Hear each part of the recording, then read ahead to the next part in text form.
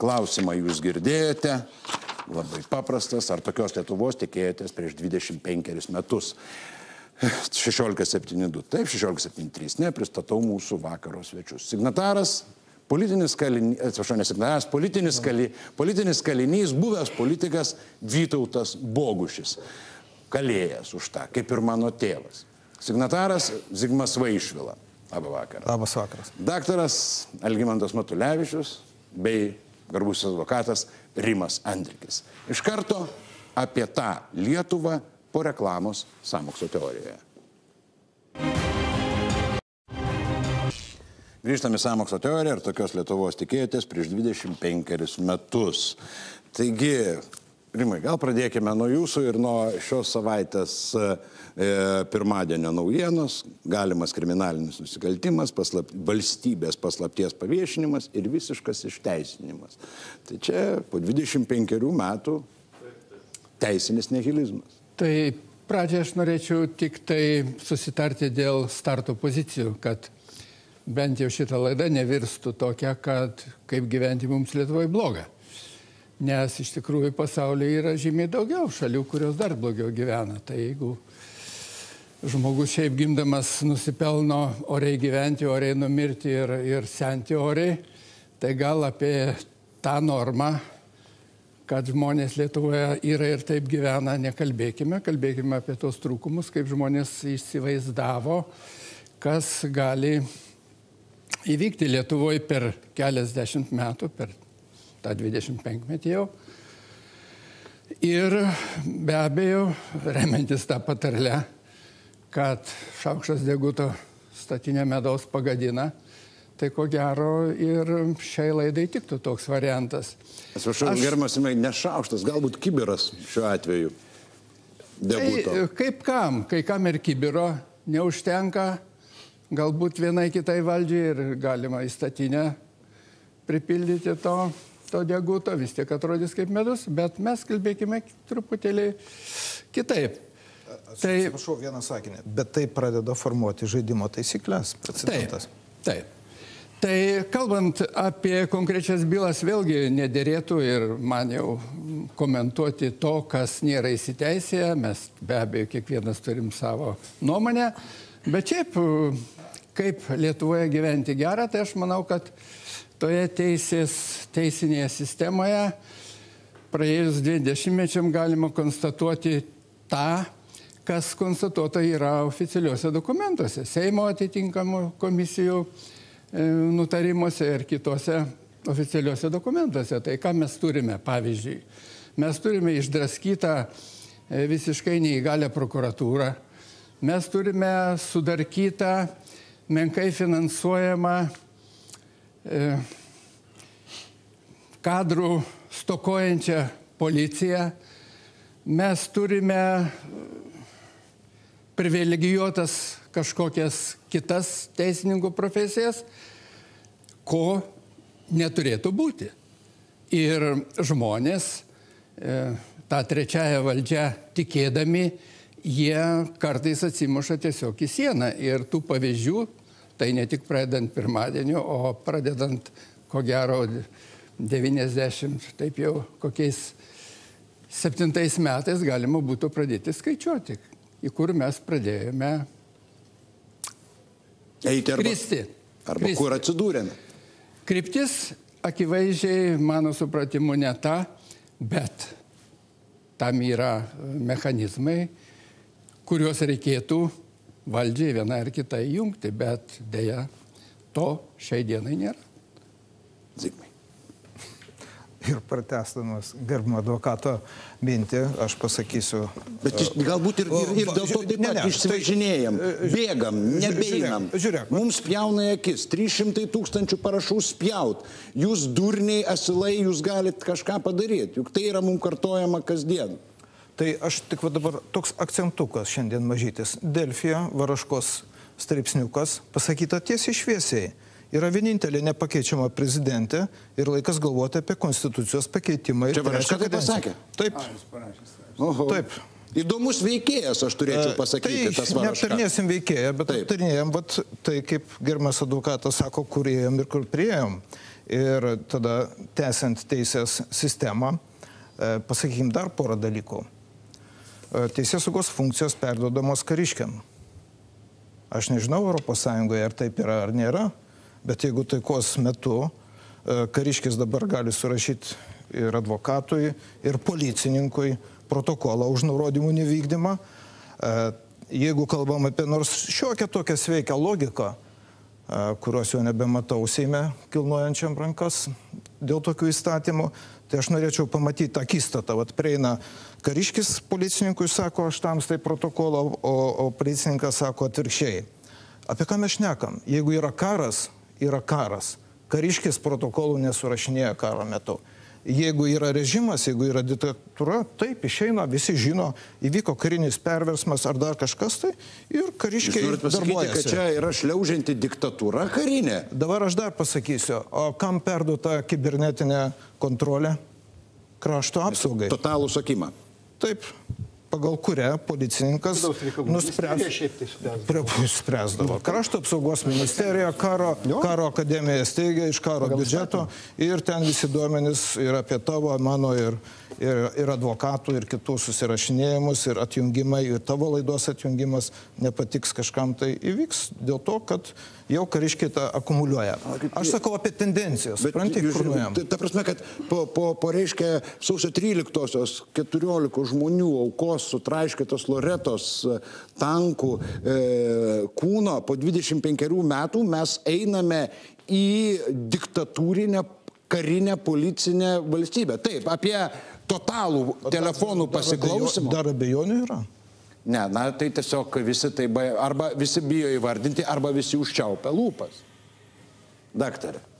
Nu, aš pasakysiu taip, kad aš gal... Bet taip ir dėl to žmonės išvažiuoja. Perdėm didelis optimistas. Nebetiki valstybė. Aš galvojau, kad per 10, maksimum 15 metų mes turėsime tokį žydintį sodą Lietuvą, kaip mažytė valstybė. Iš tikrųjų, šiandieną taip, jinai yra kai kam gera. Nors kada ativedėme eurą, aš norėjau, kad tautos atsiklaustų, bet paskui pasakiau, ai tegu įvedinėja, pasimatys mūsų iš tikrųjų skurdas, kada tūkstančiai pasidarė šimtais. Ir iš tikrųjų tas skurdas var labai gerai matysis.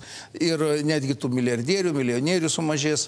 Bet esmė yra tame, kad pikta, žinot kas, gali ta Lietuva būti ir ekonomikoje tvarkingesnė, gali būti ir tos valdžios žmoniškesnės. Va tai prieš jūsų laidą. Pasirodo, Konstitucinis teismas šiandieną, žinot, ką išsprendė? Teisėjų vėl algų nejudinamumą ir jų pensijų nejudinamumą ir panašiai ir panašiai. Bet tai su kokia pozicija Konstitucinis teismas, jeigu teisėjų algų ir pensijų nejudins, Lietuvoje sumažės korupcija. Nepakelt algas policijai, tyrėjams, prokuratūrai, o nejudint jų. Tas nekorektiška tą minėti, bet suprantat, mes iš tikrųjų, sakom, teisinė valstybė, nu neturime mes jos. Nes pasižiūrėkit, 400 milijonų, tik ką nesiniai pasakė ir premjeras visi, iššvaistyti, dangstantis ekonominė nepriklausomybė. Ok, idėja, lozungas gražus, bet tai neleidžia vokti, dangstantis tą nepriklausomybę. Galima tą patį padaryti už žymiai pigiau, bet dėja amžinatelis signataras Lubys kažkodėl gal ir paskubėjo iš mūsų, arba palydėjo kažkas paskubino išeiti, kai jis prabilo apie šitos dalykus, kad galima tas problemas išspręsti kitaip. Ir masė kitų dalykų, kada vėlgi kažkokį mažas smulkmeną paimam ir išpučiam visos spectarnybos, ten laksto pusę metų, paskui rezultatį teismas išteisina ir panašiai. Tai gal iš vis ten nereikėjo to viso dalyko daryti su Ulbinaitė ir panašiai, tik pasižiūrėjus iš šono. Suprantat, žmonės nebesupranta, kas to valstybėje darosi ir kas charakteringa. O šiandien vėlgi yra lietuvio žmogaus pasakymas. Laimė, kad aš pabėgau iš tos baisios Lietuvos. Gyvena Anglijos kaime. Sakė, viską galiu sau leisti ir net tėvam padėti čia Lietuvoje, bet vėlgi girdėjot prieš Kalėdas, gerai, kad premjeras laiku susigaudė, vėl atimti dalį pinigų, tą, ką vaikai atsiunčia tėvams šitą Lietuvą.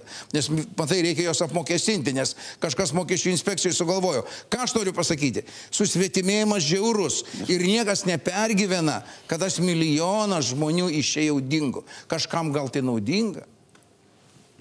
Optimistai. Štai jūs kartu su Gediminu Kirkilu sovietiniais laikais restauravote paminklus. Buvote... Bažnyčias. Tai irgi architektūrinis paminklas. Taip. Tai tarkime, jau tuo metu jūs sekė, pasiklausė, stebėjo, žiūrėjo. Jūs nešėt, platinot, kariavot, turėjot principus. 90 metai, galų gale 2015, jūs dabar pasitraukęs, bet prieš 2,5 metų jūs sekė, klausė, žiūrėjo, įtarinėjo. Koks skirtumas? Ne, mėly kolegos, mes truputį susitarkim. Aš norėčiau... Taip, o čia savi. Šiuo kartu daugiau sąjungininkų su advokatu. Mėly kolegos, nebūkim paranojikais. Ar mes nemylim savo tėvų, ar mes nemylim savo vaikų, ar mes nemylim savo giminių iš savo rato, ar jie yra visi vagi, žulikai, korumpuoti? Ar nėra demokratinių principų, ar nėra konstitucijos, kur mes visame pasaulyje pilnateisiai, demokratinė, laisva Lietuva su visom išplaukiančiom iš to pasekmėm. Teisingumus vykdo teismai. Taip. Supratau. Taip tikrai. Aš tikrai kalbu rimtai. Už mitingą dar jo neteisė. Ir tikrai neišpasakytai daug dorų, fantastiškai, nepakartojimų Vytauto Kernagio žodžiais pasakysiu, yra žmonių patriotų, kurie myli savo tėvynę, kurie pasiryžę, jeigu neduok Dieve, kas nors atsitiktų, vėl guldytų savo galvas.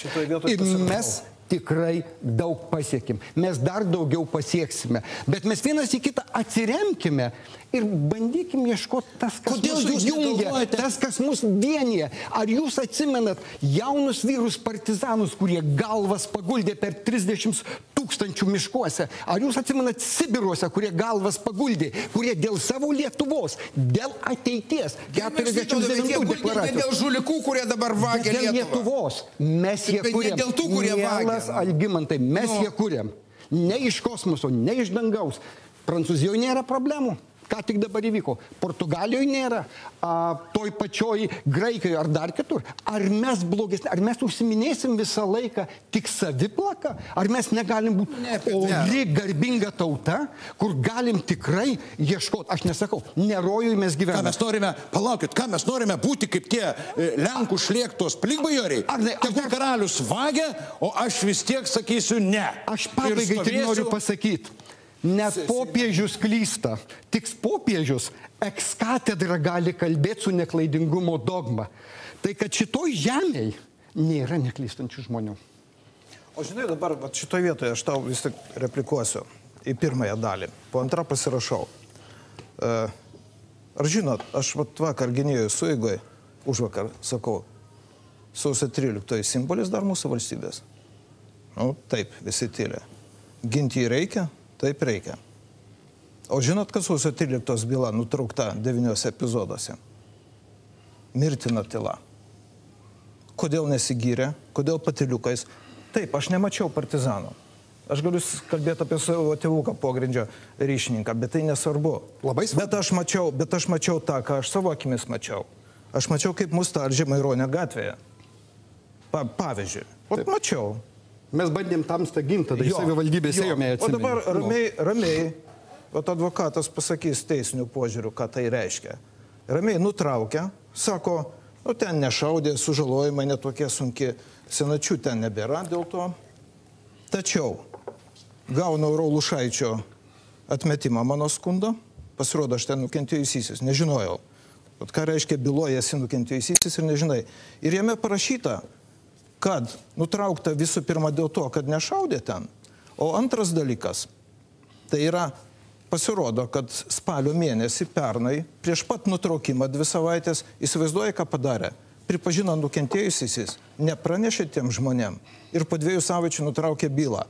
Sausio 13 išvakarės. Kažkaip aš negirdėjau garsiojo kovotojo mūsų patriarcho komentarų tą temą. Čia tų patriotų daug jisai tik tai sugeba iš Naručio viešbučio kartą reiškia, tom atmintinom dienom pakalbėti. Prašau, jūs.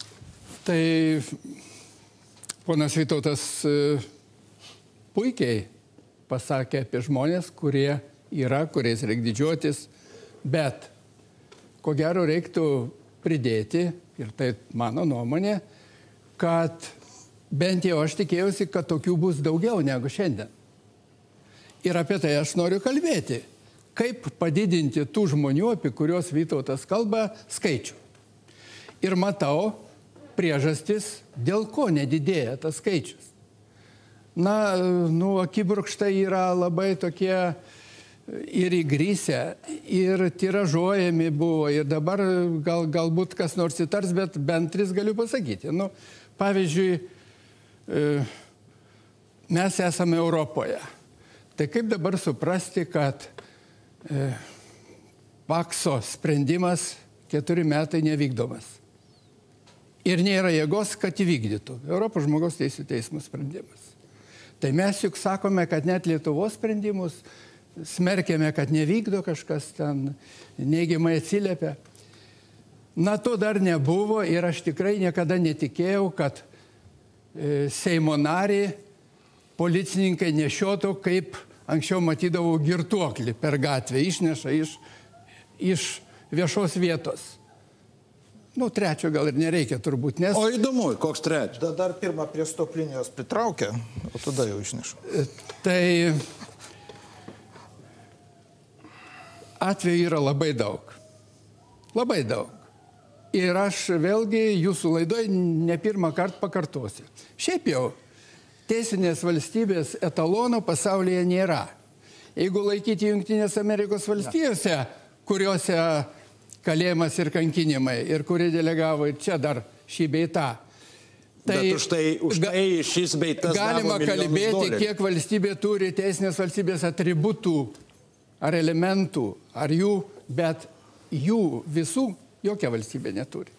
Nes visur yra žmonės, visur yra klystantis ir Lietuvoje iki teisinės valstybės kryptis tik tai. O žingsneliai dar labai maži. Tai galbūt aš štai įvesiu, galbūt todėl, jūs sakote, kaip padauginti tų žmonių, apie kuriuos taip idealistiškai svajoja Vytautas, padidinti, arba jie net neaktyvūs yra, neaktyvuoti, todėl, kad jie mato. Štai tokia žmogaus teisų teismo, teisų paminimo faktus. Jie mato, kad tam tikros reikalingos bylos yra nutraukiamos, kaip dėl CŽV kalėjimo ir galimai išvogtų $10 milijonų sukritusių į privačias kišenes. Kai jie mato, kad bylos apie išvogtus 100 milijonų dabar jau eurų mūsų energetikos sektoriuje net nėra pradedamos. Kai jie mato, kad sausio 13, kai mums yra sakralinė naktis, bylos 9 epizoduose yra nutraukiamos. Nesvarbu, nenutraukti, palikti amžinai, kad pasaulis žinotų, jog mes už tai kariaujame. Kolaborantam panaikinami, nes jie patys nešaudė. Tikriausiai vienintelė šventa žemė yra tai Antarktida, nes ten nėra nei vieno žmogaus, tik tais pingvinai ir tada tenais tikrai yra... Ten yra stotis, ten stotis yra mokslininkai, ten irgi barasi. Aš sutinku su jumis, gerbiamas kolega, kad iš tikrųjų šventų nėra ir popiežius neatlysta. Bet ką teisingai jūs sakote. Lietuvoje iš tikrųjų yra bjauri kažkokia tai selekcija, kažkokia mišrainė tarp anos sistemos ir nežinau kokios dar sistemos gavosi kažkokia... O iš kurios pats sistemos? Nepalauk, aš ką noriu pasakyti. Tai mes visi iš ten išėjom. Bet palauk, bet dabar gavosi mišrainė. Tada kažko nors bijodavosi. Nors tos partijos biski bijodavosi, anos vienos. Žinai, aš nenoriu į tą sistemą grįžti. Labai sąmoningai ėjome iš tos sistemos visi kartu. Ir tikrai negalite į mane akmens mesti, nes žinote, ką darėme. Ir po 25 metų nuo Zigmo Vaišvilos sukūrėme arba pradedame įtvirtinti diktatūrinę karinę valstybę. Suprantat, gavosi tokie dalykai, kad šiandieną Lietuvoje žmonės iš tikrųjų labai nusivylę ir tu žmogui negali pasakyti, paaiškinti paprastam žmogui, o kodėl taip yra. Už tai, kad neįmanoma tam tikrų dalykų paaiškinti. Žmonės nusivylę, jūs nusivylęs. Ne, aš nesu pats asmeniškai visiškai nusivylęs. Jūs negalit visos tautos vardu kalbėti. Vytautai, tai yra netiesa. Aš ir nekalbu, leiskit, aš jūsų nenutraukiu. Aš noriu pasakyti vieną dalyką. Man žinot, kas yra pikta. Galima valstybei padaryti tikrai geriau. Tik reikia norėti. Bet mūsų yra 2 didžiulės klaidos. Vienas dalykas, tie, kurie gali, nedaro. Jie tiesiog arba nepajėgus, arba nenori specialiai to daryti, o iš tikrųjų žmonės per savo nusivylimą daro didžiausią klaidą, kad vėl automatiškai arba neina į rinkimus, arba renka vėlgi tuos pačius, nes jie turi resursus. Pažiūrėk, ką šiandien gavosi, ką padarė ta publika. Šiandieną pabandyk tom naujom partijėlėm kokiom nors prasimušti, kada visi turi milijonus iš ko, iš valstybės kišenės. Iš valstybės kišenės turi pinigus, tai čia ciniškumo viršūnė. Tai apie kokias mes žmogaus teisės ir demokratiją kalbam. Kalbėkim realiai, supranti, yra taip, kaip yra. Už tai, kad kažkas nori iš tikrųjų tvarkytis kaip savo kieme. Ir tvarkosi. Rimai, jūs norėjote replikuoti? Aš pagalvojau, kad žmonių nedaugėja dėl visiškai konkrečių tokių akibrokštų, kurios pateikia viena ar kita valdžia. Ir kadangi čia prieš politikos senbuvis, tai jau aš nenorėčiau per daug kalbėti, bet kalbėsiu aš išimtinai iš savo tribūnos. Tai jūs įsivaizduokit paprastą dalyką. Štai nutraukiama byla, iškilmingai pranešama, kad girdi žmogus atlygino žalą ten milijoną su trupučiu, užsienietis be abejo, ir todėl nėra nusikaltimų sudėties. Dūsta prokuratūros, dūsta nuo darbo teismai. Ir aš, pavyzdžiui, norėčiau, kad tie argumentai, kurie buvo parašyti šitame nutarime, tam užsieniečiui, kad jie gultų į Lietuvos Respublikos piliečių, padariusių analogiškas veikas, žymiai mažesnio masto, tai ten daug dievė, ten 100 000 priskaičiuosim. Ir kiek atsilaisvintų laisvų rankų, prokurorų rankų. Ir įkalinimų vietų taip pat. Lygiai taip pat, tai čia galima be galo, be krašto eiti tą linkmę. O kad Lietuvoje taikomi dvigubi standartai, praėjus 20 metų mes konstatuojam, kad dvigubi standartai taikomi. Taigi čia vieša paslaptis. Bet mes prie visų konvencijų esam prisijungę Europos žmogaus teisų deklaraciją, prie visų kitų, jūs kaip teisininkas puikiai žinot, mes esam visus ratifikavę tarptautinius visus. Kodėl nevykdo? Ką reiškia nevykdo? Kodėl pakso nevykdo? Tai gerai. Ponas Vytautai, mes viską turim, ko reikia valstybei. Ačiū. Bet vykdo žmonės. Visiškai jūs teisūs. Ačiū. O žmonės, dėja, žmonės. O klysti yra žmogiška. Bet advokatui nepatogu kai kur klysti yra nežmoniška. Bet Vytautai vogti ir nebūti nebaudžiamam milijonus galima. Ir atsakomybė už tai. Bet ką mes šiandien per 25 metus už milijonų vagystės byloje, kurios nežino. Nekalbėkime apie smulkmeną. Algimantai. Kai matysiu, pavyzdžiui, Ulbinaitės nuosprendį, tada galėsiu komentuoti ir aš, pakankamai muštas. Bet aš atsakau, pratęsdamas advokato gerbiamo Rimo nuomonę. Kodėl taip vyksta? Ar jūs man parodykit nors vieną demokratinę, neliaudės demokratinę valstybę, kurioje generalinių prokurorų, apeinant privalomą Seimo pritarimą, būtų paskirtas žmogus, prisipažinęs padaręs kriminalinį nusikaltimą? Nežinau, gal yra. Dabar, kodėl nusivylimas? Aš jums pasakysiu, kadangi susidūriau pernai ir užpernai su referendumininkais, žmonės mūsų jauni suvažiavo iš Anglijos kitur, ėmė atostogas 2-3 mėnesiam, metė pinigus, patikėję, kad šitoje valstybėje yra demokratija, kad yra referendumo teisė. Jie viską aukojo, laiką, pinigus, sveikatą, savo įdirbį, kompiuterinį įdirbį, visą kitą. Ir šitau toks antausis. Bet to ir galima buvo tikėtis, jeigu prezidentė 12 metų referendumą pasako, kad šiandien svarbu, kad tauta nutarė. Tai galų gale, jeigu prezidentė gali pasakyti, kad, reiškia, kai teismas grąžina Giržadą ir Gailio, kad jai nesvarbu teismo sprendimas, tai ne tu, tai ne aš, tai prezidentė pasako, ir kad svarbiau yra melo detektorius, o ne teismas, kurio sprendimas yra privalomas ir pagal baudžiamojo proceso kodeksą, ir pagal civilinio proceso, privalo vykdyti visiems, ir fiziniam, ir juridiniam asmenim, visiems. Tai ko jūs norit, ko be gali tikėti žmogus tas, kuris metė viską ir grįžo į Lietuvą su viltim. Ar jūs negalvojate, kad po 25 metų, jeigu būtų panaši situacija su žaliais žmogeliukais, žmonės eitų vėlgi beginkliai prieš tankus su viltim, kad galbūt jie gali ką nors pakeisti bent tokiu būdu? Metų frazė sąmokslo teorijos buvo pasakyta Mečio Laurinkaus. Jisai pasakė, norint turėti demokratinę valstybę teisinę, reikia pastoviai daužyti valdžiai langus. Ar jūs matėt kokį nors protestą? Mes čia kalbam, šimtai milijonų. Kur tie jūsų tūkstančiai aktyvųjų žmonių? Sausio 16 buvo. Simboliška. Sausio 16 9 metų. Taip, bet aš pasirėjau ašaras ir taip pat mačiau tas kulkas. Supraskit, ten per plauką nenušovė žmonių. Žiūrėkit, kas būtų atsakęs? Gerbiamas Algimantai. Taip. Štai vat ir Rimas, ir Zigmas prieš giniausim Vytaut. Visi kartu. Netyriamos bylos, selektyviai tyriamos bylos. Gerai, paprastas daiktas. Lietuvos ryto susprogdinimas. Lietuvos ryto susprogdinimas. O šiai dienai. Čia nežiūrinti tai, kad šitas kanalas, ne šitas kanalas. Nesvarbu. O tu žinai, Lietuvos rytą paminėjai. Aš tau pasakysiu. Ir ką? Ir nieko. Tai žmogus galvodam, irgi prieš 25 metai. Arnai, viena frazė. Man akise stovi Jurgio Razmos veidas, patenkintas iki padangių, iš televizijos ekrano, kai įvyko snoro pradžia. Jis nesugebėjo nuslėpti džiugesio. Dar ką nors komentuoti? Ne, šitoj publikoje nebereikia komentuoti. Snoras, 6 milijardai. Žmogus 9 dangoje. 6 milijardai litų. Dabar pasiekėm Lietuvos rytą.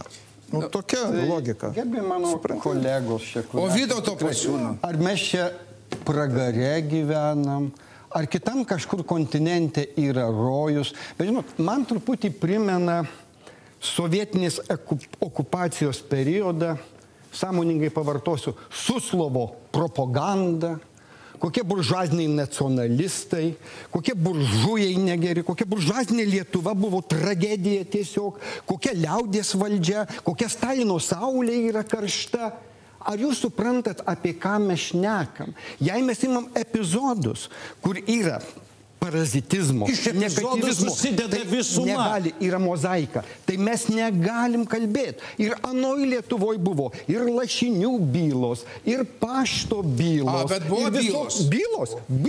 O dabar net bylų nėra. Mielas draugė, pašto byla, pavardės neminėsiu, baigėsi niekuo. Didžiųjų bankininkų lašinių byla baigėsi irgi niekuo. Jau taip atvirai šnekant. Istoriją aš gana neblogai žinau. Tai gerbiami kolegos, bet mes paimkim, ar mes tikrai nieko gero nesukūrėm, ar mes nieko gražaus to Lietuvoje neturim? Jūs man labai gražus net visi. Paskutinė, gerai. Ačiū. Gerbiamas disidentė, Paskutinė replika, nes mes lietuviai neįvedinėjam tvarkos nei Amerikoje, nei Prancūzijoje. Mes kalbamės apie tai, kas yra mūsų grešnoje žemėje. Viskas. Jūs žinote, tai nereikia čia nei Suslovų, kurie mokė Ameriką kaip gyventi, mes jų nemokame. Ne, mūsų mokė. Ir Vytautai, paskutinė frazė. Ir apie pašto bylą sovietinių laikų, ir apie lašinių bylą, kurios baigėsi nieko. Todėl ir norėjom, todėl ir gulėsi po tankais tauta, todėl ir sukūrėm, kad tokių lašinių ir pašto bylų transformavusiuose į energetikos sektorių, į snorą, į Lietuvos ryto sprogdinimą nebūtų po 25 metų, o yra sąmokslo teorijoje reklama.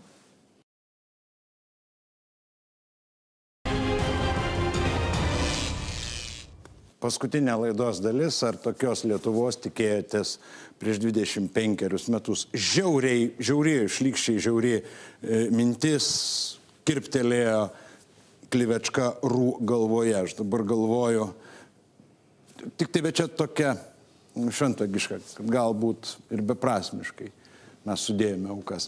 Vytautai, paskutiniai pamąstymai tema. Aš tai vis tiek dar kartą sakau, vardan tų, kurie galvas guldė už nepriklausomybę, už mūsų partizanus, už Sibiro kalinius, tremtinius, už sausio 13-osios. Ir aš vis tiek tikiu gera žmonių valia, sveiku protu.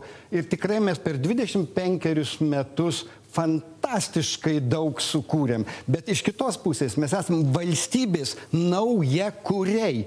turim ydų, dorybių, silpnybių, bet dar kartą sakau, aš tikiu, aš myliu tą Lietuvą, aš myliu Lietuvos žmonės ir aš tikrai atvirai sakau, tikiu, kad mes tas bendras žmogiškas ydas kartu čia visi būdami, mes jas išgyvendinsim. Ačiū Dievui, kad jūs nepasakėte, aš viliuosi arba turiu viltį.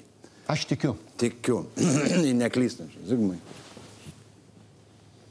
Aš norėčiau visų pirma padėkoti tiem tėveliam užauginusim tuos žmonės, tuos sūnus, dukrą Loretą ir atsiprašyti visų vardų už tai, kas vyksta ne tik valstybės mastu, bet ir jų vaikų atžvilgiu. Kad nebūtų tokių dalykų, kad Gintaro Žagūnio nužudimo bylą pasieniečio perduotų tirti Baltarusijai mūsų. Jeigu mes valstybė, jeigu mes turim atsakomybės jausmą, mes turim dirbti. Ir aš kreipiuosi, naudodamasis proga, į prokurorus, kurių absoliuti dauguma supranta, kas toje valstybėje vyksta. Būkit žmonės. Ne tik prokurorai, policininkai. Jūs turit profesinę savigarbą. Neleiskit tyčiotis. Į jūs žiūri ir aš manau, teisėsaugos klausimas yra vienas iš svarbiausių. Neleiskit tyčiotis ir iš sistemos, ir iš jūsų. Tada mes greičiau tą Vytauto viltį įgyvendinsim. Stabdau balsavimą. Algimantai? Aš iš tikrųjų tikiu, taip kaip ir gerbiamas Vytautas tikite, bus ta Lietuva, bet su viena sąlyga. Jeigu mūsų žmonės, mes visi kartu suprasime vieną paprastą dalyką, kad valdžia nėra duota nuo Dievo. Dievas yra mūsų vienintelis, mūsų kiekvieno širdyje. Ir ta Lietuva yra mūsų kiekvieno. Ir jinai yra mūsų visų, o ne kieno, ne prezidentės, ne Seimo, ne kieno nors kito. Ir kada mes patys kartu šitą supratę eisim ir vienysimės, o ir pamiršim tą individualizmą, kuris peršama šiandieną tokių liberalų, kurie šneka, vat jūs pradžioj sakėt, nesąmonės. Apie Guogą? Jo, būtent taip. Koks jis ten liberalas, žinai, proferansą žaidžiantis. Bet esmė yra šiandieną vienytis ir dirbti, pereiti į kūrybinę Lietuvą. Ir va tuos, kurie nusikaltę, žinoma, reikia izoliuoti, kad jie netrukdytų mums kurti. Be šito mes neapseisim. Daug ne, bet keletą desėtkų reikia. Labai aukštų. Rimai, jūsų bandymas. Aš truputėlį kitų rakursų pasakysiu. 90 metais mane pataisys, ko gero, ponas Zigmas ir gal Vytautas.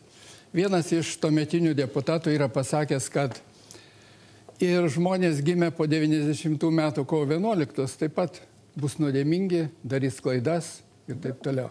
Ir aš bent jau praėjus keliems metams, tuo metu aš teisėjau, tikrai nesitikėjau, kad aš galiu 20 metų praėjus, 24, jau 5 bus, sutikti 20 metų vaikinus, 7 kartus teistus. To mano jaunesnis protas negalėjo suvokti ir dabar niekaip nesuvokia. Kad tos tragedijos, kurios įvyko čia, kad mergina sudegino, suketvirčiavo draugę. Dabar vėlgi skandalas menininką užmušė. Ar ne? Nužudė. Tai visi jie gimė beveik po kovo 11. Tai kaip valstybė ta, kurią mes privalom didžiuotis, kaip ji sugebėjo išauklėti tokį žmonės. Mes vis kalbame apie seną palikimą, bet jie tai gimė po 90 metų kovo 11 dienos. Ir todėl aš manau, kad negali būti politikos teisėje. O kol ji bus, kol teisingumo vykdymas bus praskiedžiamas politiniais kokiais tai preparatais, tai ko gero mes taip ir gyvensim. O kad sulauksime to, ką Vytautas svajoja, tai mano amžius galbūt ir ne, bet kažkas tai sulauks. Vienas sakinys. Teisinga mintis vienytis, bet vienytis reikia turint tikslą. o ne kaip priemonė valdžiai realizuoti. Neprašau, tėvynės Labai Lietuvos. visi turim susitarti dėl tikslo. Aš uždaviau klausimą, ar tokios Lietuvos tikėjotės prieš 25 metus? 23. Taip, kaip būtų baisu. 517 ne. Jūs matote desperaciją. Aiškiai, jums leidus, jūs 4, mūsų Skorpionas, už kurį mes dėkingi metalo formai, kurie dabar mums pro memory padarė 3D tokius paveiksliukus su buvusiais mūsų litais pasiliekam. Dar šiandien yra. Dar kitai laidai. Tačiau ar tai neakivaizdu? Ar 7 kart teisti gimė po 90 metų kovo 11 dienos vaikinukai, kurie ketvirčiuoja, žudo ir šaudo? O galbūt tai yra savotiškas protestas? O galbūt tiem, kas vagia 400 milijonų pardavinėdami baltarusišką elektrą kaip lietuvišką, mum lietuviam iš mūsų kišenių, vogdami per šilumą, per energetiką, per dujas, per snorus, 6 milijardai, milijardai. Ir jie galvoja, jeigu ši valdžia tokia, tai kodėl mes galime būti kitokie? Tiesiog mes kol kas į Gedimino prospektą nepatenkam. Todėl realizuosim save kitaip. Baisu. Tačiau norisi ir vilties palikti. Vienytis reikia. Reikia kažką daryti, reikia aktyvuoti tos dorus, kad šituos nedorus galėtų nušluoti. Iki kito